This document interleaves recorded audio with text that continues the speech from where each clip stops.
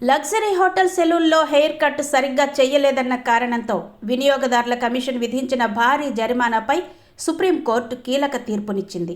ఢిల్లీలోని ఐటీసీ మౌర్య హోటల్లో 2018లో ఆస్నా రాయ్ అనే మోడలింగ్ ప్రొఫెషనల్ హెయిర్ కట్ చేయించుకోగా సిబ్బంది ఆమె కోరిన దానికంటే జుట్టును బాగా పొట్టిగా కత్తిరించారు.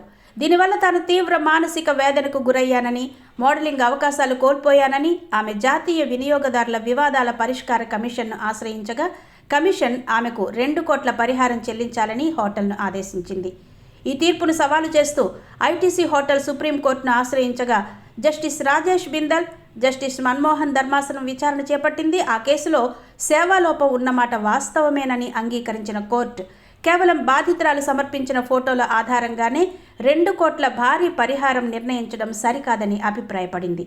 వినియోగదారుల వివాదాల్లో పరిహారం అనేది ప్రత్యక్ష సాక్ష్యాలు, విశ్వసనీయమైన ఆధారాలపై ఆధారపడి ఉండాలి తప్ప బాధితులు అడిగారని లేదా ఇష్టానుసారంగా భారీ మొత్తాలను ప్రకటించకూడదని ధర్మాసనం స్పష్టం చేసింది. దీంతో ఎన్సీడీఆర్సీ విధించిన 2 కోట్ల పరిహారాన్ని సుప్రీంకోర్టు 25 లక్షలకు తగ్గిస్తూ తీర్పునిచ్చింది. పరిహారం కోట్లలో ఉన్నప్పుడు సహేతుకమైన కారణాలు ఉండాలని, ఈ కేసులో అంత భారీ మొత్తానికి తగిన ఆధారాలు లేవని కోర్టు పేర్కొంది.